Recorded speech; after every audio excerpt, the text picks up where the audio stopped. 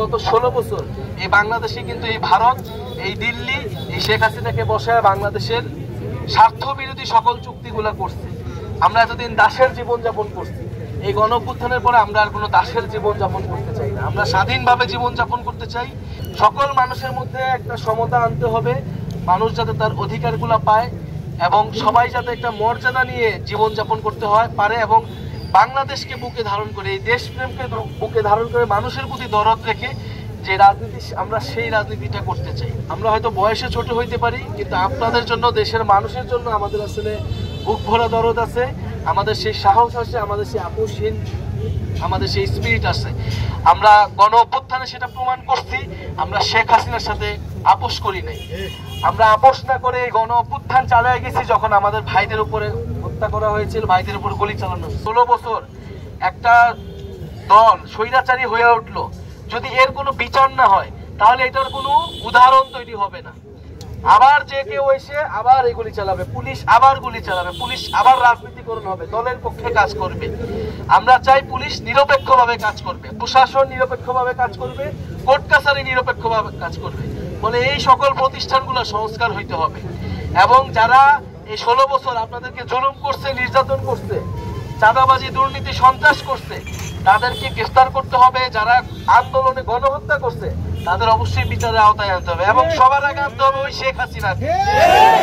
এইখানে 1000 মানুষকে হত্যা করে সে ভারতে যা পালা রয়েছে, এই ভারত তাকে এখনো আশ্রয় দিয়ে দেয়। অবশ্যই ভারত সরকারকে চাপ দিয়ে শেখ হাসিনাকে ফেরত এনে কঠোরতম কঠোর শাস্তির আওতায় আনবে। ওয়ালটন এখন দেশের সীমানা পেরিয়ে পৌঁছে গিয়েছে 50টিরও বেশি দেশে। ওয়ালটন, ঘরে ঘরে, বিশ্বজুড়ে। বড় অভ্যুত্থান হইলো এবং একটা স্বৈরাচারের পতন ঘটলো।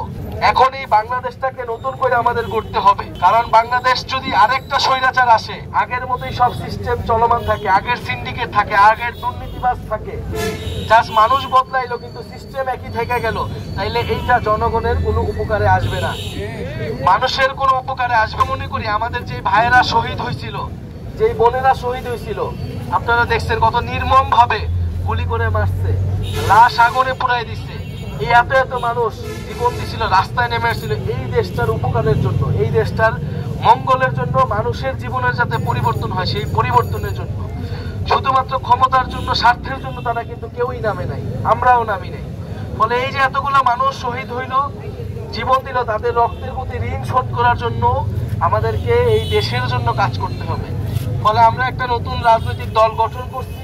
খুবই অল্প কয়েকদিন হয়েছে, 4 মাস মাত্র হয়েছে। আমরা এই 4 মাসের মধ্যে মানুষের অভূতপূর্ব, মানুষের আপনাদের কাছ থেকে আমরা অনেক সাড়া পাইতেছি, দেখতেছি যে মানুষ নতুন নেতৃত্ব চায়, মানুষ তার সমস্যার কথাগুলা বলতে চায় এবং এই সমস্যার সমাধান করবে এরকম একটা নেতৃত্ব চায়।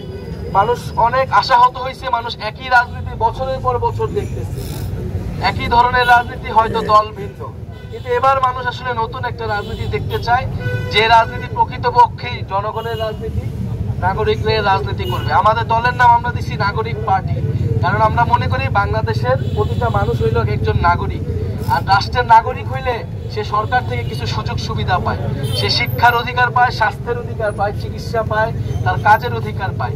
এই অধিকার যতদিন না পায় ততদিন সে নাগরিক থাকে না, সে গোলাম থাকে, সে প্রজা থাকে।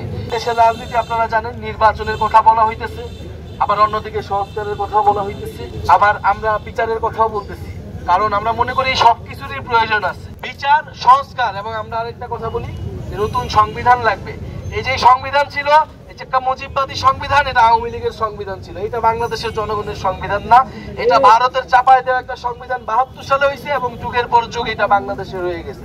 ফলে আমাদের এই গণঅভ্যুত্থানের পরে একটা নতুন সংবিধান করতে হবে, সেই সংবিধানের জন্য আমাদের নির্বাচন দিতে হবে। ফলে বিচার, সংস্কার এবং সংবিধান, এই 3 দাবিতে এবং এটা বৈষম্যহীন এবং গণতান্ত্রিক বাংলাদেশের জন্যই আমাদের এই দল এবং আমাদের এই পদযাত্রা 64টি জেলায় চলমান থাকবে। আমরা 3রা আগস্ট এটা ঢাকায় শেষ করব শহীদ মিনারে। যেই শহীদ মিনার থেকে আমরা এক দফার ঘোষণা দিয়েছিলাম যে এই শেখ হাসিনা সরকারের পতন, এই সরকারকে আমরা মানি না, এই সরকারের যে সিস্টেম সেই সিস্টেমকে আমরা মানি না। ফলে সেই 3রা আগস্ট আমরা যে আপনাদের সাথে কথা বলতেছি, আপনাদের কথাগুলো শুনতেছি, আমরা এই সকল কথাকে একত্রিত করে একটা ইশতেহার তৈরি করব।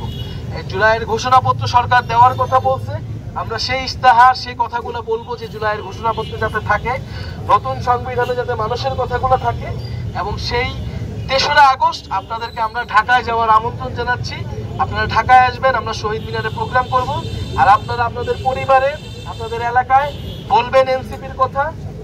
আমাদের নতুন মার্কা শাপলার জন্য আমরা আবেদন করছি। আপনারা যদি চান, জনগণ যদি চায়, ইনশাল্লাহ শাপলা মার্কা আমরা পেয়ে যাব নির্বাচন কমিশন থেকে। শাপলা এবং এনসিপি এবং এই তরুণ প্রজন্ম বাংলাদেশের মানুষের সাথে, গরিব মানুষের সাথে, মজলুম মানুষের সাথে সবসময় থাকবে, তাদের অধিকারের পক্ষে লড়াই করবে। ইনশাল্লাহ আপনারা আমাদের প্রতি সেই আস্থা রাখবেন, আমরা আপনাদের জন্যই কাজ করব।